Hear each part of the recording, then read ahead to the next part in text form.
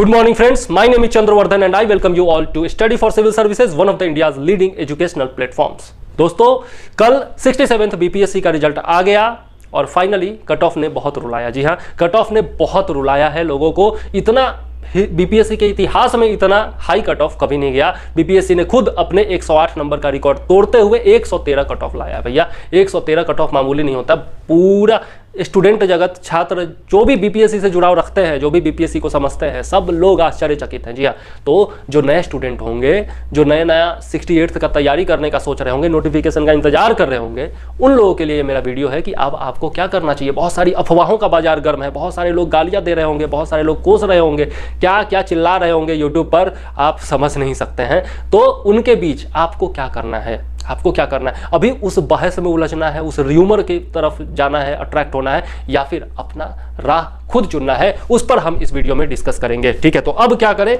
यही है इस वीडियो का सार। लेकिन उससे पहले यदि चैनल पर नए हैं तो सब्सक्राइब करके बेल आइकॉन दबा दीजिए, और यदि वीडियो पसंद आए, आपको लगे कि नहीं मैंने सही बात की है, तो जरूर लाइक करिएगा और कमेंट में अपनी समस्याएं और सुझाव देते रहिएगा। तारीफ भी करेंगे तो हमें खराब तो नहीं लगता है ना। तो चलिए देखते हैं। सबसे पहला क्या है, डोंट बिलीव इन र्यूमर्स। कोई भी अफवाह कोई भी फैलाए, निगेटिव के लिए, पैटर्न में चेंज के लिए, कुछ भी पर विश्वास मत करिए। जब तक नोटिफिकेशन नहीं आता, जो जल्द ही आने वाला है, उसी पर विश्वास कीजिएगा, बाकी किसी चीज पर विश्वास मत कीजिएगा। और रियलिटी को एक्सेप्ट करिए कि जी हाँ, कट ऑफ ज्यादा गया है, कट ऑफ ज्यादा गया है, जाना था गया है। अनुमान किसी ने नहीं लगाया था, ये भी सही है, हमारा अनुमान भी गलत हुआ है, लेकिन जाना था तो गया है। अब इस रियलिटी को एक्सेप्ट करके 120 प्लस के लिए तैयारी करनी है। ठीक है, पहले 110 के लिए तैयारी किए थे ना, अब 120 प्लस के लिए तैयारी कीजिए। वैसे निगेटिव मार्किंग आएगी तो कितना कट ऑफ जाएगा कोई नहीं जानता, लेकिन जब तक ऑफिशियल नोटिफिकेशन नहीं आता तब तक कुछ नहीं कह सकते। अपना कर्म हमें करते रहना है, और उसके लिए क्या कर सकते हैं आप स्टडी फॉर सिविल सर्विसेज के पेड ग्रुप से जुड़ सकते हैं। 15 तारीख से बस 2-3 दिन पहले शुरू हो चुका है, और उसमें सारे नोट्स, सब टेस्ट सीरीज हर एक सब्जेक्ट के दिए जाएंगे। आपको करंट अफेयर से अपडेट कराया जाएगा, पर्सनलाइज्ड गाइडेंस दिया जाएगा बहुत ही कम शुल्क में। तो आप हमसे जुड़ सकते हैं, और उसके लिए नंबर आपको पता है, या फिर डिस्क्रिप्शन में मैं दे दूंगा, उस नंबर पर कॉल करके आप जरूर जुड़ जाइएगा। ठीक है, चल उसके बाद गो थ्रू सिलेबस। अब क्या करना है, र्यूमर्स में तो पढ़ना नहीं है, कोई बहस में नहीं पढ़ना है, कोई आर्ग्यूमेंट में नहीं फंसना है। करना क्या है, सबसे पहले सिलेबस में जाना है। जब तक नोटिफिकेशन नहीं आता, 1 या 2 दिन जब तक नहीं आता, सिलेबस देख लीजिए एक बार। सिलेबस अच्छे से देखिए, केवल पीटी का ही नहीं, पीटी मेंस और बाकी सब जितना भी ऑप्शनल, सबका सिलेबस देखिए। सिलेबस देखेंगे, अच्छे से गहन अध्ययन करेंगे, तभी आपको पता चलेगा कि कौन सा ऑप्शनल आपको चुनना चाहिए, क्या क्या बीपीएससी की रिक्वायरमेंट होती है। और क्या करना है, go through previous year question. जी हाँ, पीटी और मेंस दोनों के ही previous year question solve paper आते हैं, उनके थ्रू जाइए। देखिए कि आखिर पीटी जो 2 महीने बाद होने वाला है, उससे बीपीएससी आपसे क्या चाहती है। इस बार का भी क्वेश्चन देखिए और पता करिए, खुद से कोशिश कीजिए समझने की कि भैया ऐसा क्यों हुआ, क्यों कट ऑफ ज्यादा गया।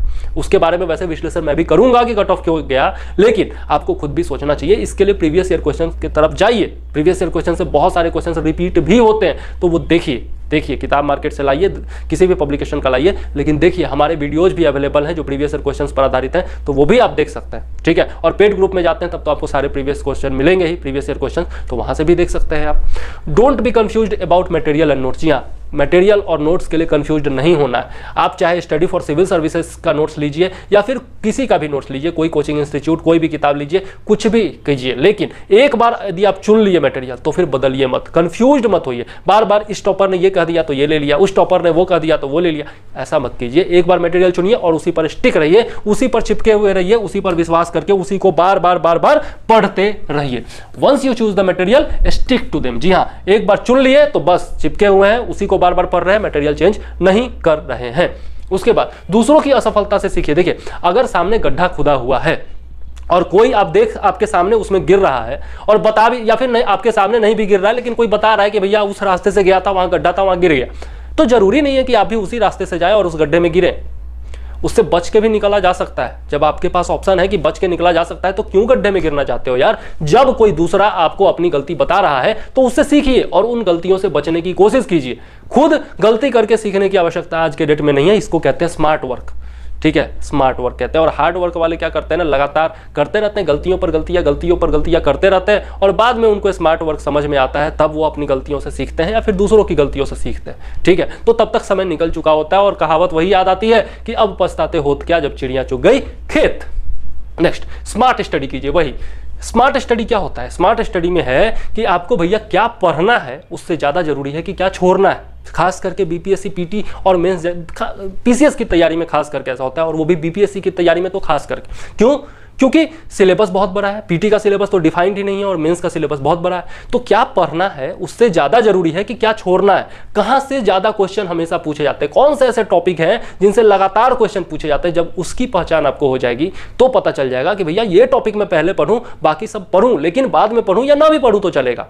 तो उसके लिए मैंने वीडियोज बनाए हैं पहले, इसी चैनल पर आपको मिल जाएंगे कौन कौन से टॉपिक इंपॉर्टेंट होते हैं बीपीएससी पीटी के लिए और उनसे क्या क्या पढ़ना है। तो वो डिटेल में बताया हूं, वो वीडियो जाकर के जरूर देख लीजिएगा, ठीक है। तो उसको कहते हैं क्या छोड़ना है, यह समझना चाहिए, और इसी को कहते हैं स्मार्ट स्टडी। उसके बाद रट्टू पोपट नहीं बनना है। जी हाँ, रट्टू पोपट नहीं बनना है और अंधविश्वास नहीं करना है, चाहे कोई भी हो, चाहे वो स्टडी फॉर सिविल सर्विसेज ही क्यों ना हो, मैं क्यों ना हूं, चाहे वो कोई भी हो, कोई और क्यों ना हो, किसी पर भी अंधविश्वास नहीं करना है।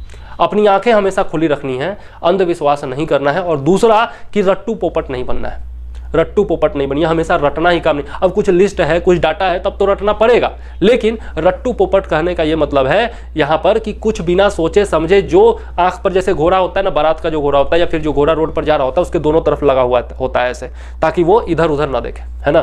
तो ऐसा घोड़ा मत बनिए, इसको खोल दीजिए, चारों तरफ दिखाई दे, ठीक है, और खुद ऑब्जर्वेशन करते रहिए, ठीक है, और उसके हिसाब से आगे बढ़िए। ये रट्टू पोपट मत बनिए कि जिसने जो रास्ता पकड़ा दिया बस चले जा रहे हैं, अपना दिमाग ही नहीं लगा रहे, तो वो रट्टू पोपट नहीं बनना है। उसके बाद कीप योरसेल्फ मोटिवेटेड, अपने आप को मोटिवेटेड रखिए, पेशेंस, परसिस्टेंस, इसमें इस जर्नी में ना सबसे ज़्यादा जो जरूरी होगा वो होगा मोटिवेशन अपना बनाए रखना, क्योंकि बार बार असफलता हाथ लगेगी। अभी जिनका रिजल्ट नहीं आया है, मतलब रिजल्ट आ गया 67th पीटी का, और जिनका नहीं हुआ है सिलेक्शन, उनसे जाकर के पूछिए कि उनके दिल पर क्या गुजर रही होगी। मैं समझ सकता हूँ, क्योंकि मेरा भी कई बार फेल्यूर हाथ हमको भी लगा है, तो मैं समझ सकता हूँ। तो अपने आप को उस कंडीशन में मोटिवेट रखना, गिरने के बाद उठना और उठ करके संभलना और संभल करके दौड़ना, ये बहुत बड़ी बात होती है। अपने आप को मोटिवेटेड रखना है आपको हमेशा, ठीक है। तो ये सबसे ज़्यादा जरूरी चीज़ है। उसके बाद आपको क्या करना है, patience, persistence, faith in your ability. जी हाँ, अपनी योग्यताओं पर विश्वास रखिए। अपनी योग्यता, अपनी कमियां जितना हम जानते हैं उतना कोई नहीं जानता। कितने पानी में आप हो ये आपसे अच्छा कोई नहीं जान सकता ना, चाहे वो कोई इंसान हो, कितना भी आपके करीब हो, जितना आप अपने आप को खुद जानते हैं उतना दुनिया का कोई इंसान नहीं जानता है। तो अपनी कमियों को भी पहचानिए, उनको दूर करने की कोशिश कीजिए और अपनी योग्यताओं पर भी विश्वास कीजिए और आत्मविश्वास बनाए रखिए, ठीक है। और पेशेंस रखिए, धैर्य रखिए, परसिस्टेंस रखिए, मतलब नियमित अभ्यास कीजिए, नियमित पढ़ाई कीजिए, रेगुलरिटी को भंग मत कीजिए, लगातार पढ़ते रहिएगा। लगातार 6 घंटा डेली पढ़ लिए ना तो होना ही है, नहीं होने का सवाल नहीं है। लेकिन ये नहीं कि 6 घंटा बैठे हुए हैं दिन भर और बस किताब खुला हुआ है और ध्यान तो कहीं और है, गर्लफ्रेंड पर, बॉयफ्रेंड पर और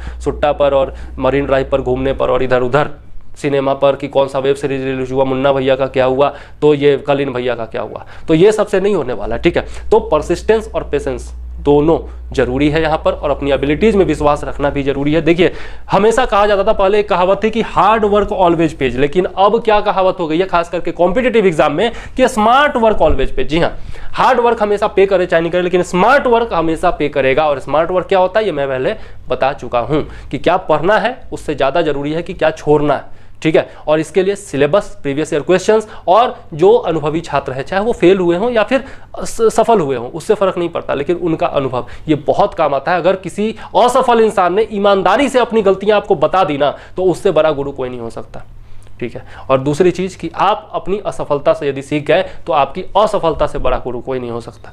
तो ये बात समझिए और आगे बढ़िए। बाकी सब मिथ्या है, सब मिथ्या है। अभी जो भी यूट्यूब पर होगा ना, सब मिथ्या है। बस मान के चलिए अहम ब्रह्मास्मि, मैं मान करके चलिए ये चीज, और बस अपना राह खुद चुनिए, अपने आप को खुद एनालिसिस कीजिए, खुद अपनी कमियां पहचानिए, खुद अपने गुण निखारिए और बस आगे बढ़ते रहिए। अपना नोट्स खुद बनाइए, अपना कितना भी SCS का नोट्स ले ले, कितना भी ले ले, बहुत बड़ा मटेरियल होता है, उतना पढ़ना संभव नहीं होता है, तो उससे भी आप खुद का अपना क्रिस्प नोट्स बनाइए। वैसे वो नोट्स पढ़ लीजिएगा तो आपको कोई किताब पढ़ने की जरूरत नहीं होगी, इतना तो मैं दावे के साथ कह सकता हूं, क्योंकि मेरा रिजल्ट निकला है इस बार पीटी में इतना ज्यादा कट ऑफ होने के बावजूद। और मैं ये कह सकता हूं, मैंने नोट्स नहीं पढ़ा SCS का, लेकिन मैंने नोट्स बनाया है SCS के लिए, स्टडी फॉर सिविल सर्विसेज के लिए करंट अफेयर्स का नोट्स बनाया है मैंने, प्रीवियस ईयर क्वेश्चन का एनालिसिस किया है मैंने, डिस्क्रिप्टिव एनालिसिस किया है मैंने, समझाया है आपको, वीडियोज बनाए हैं SCS के लिए। तो मैं जानता हूं SCS क्या कर सकती है, और चूंकि मैंने खुद उसमें कंट्रीब्यूट किया है तो मैं समझता हूं कि कैसे कैसे लोग यहाँ पर, कितनी क्वालिटी वाले लोग हैं और कितना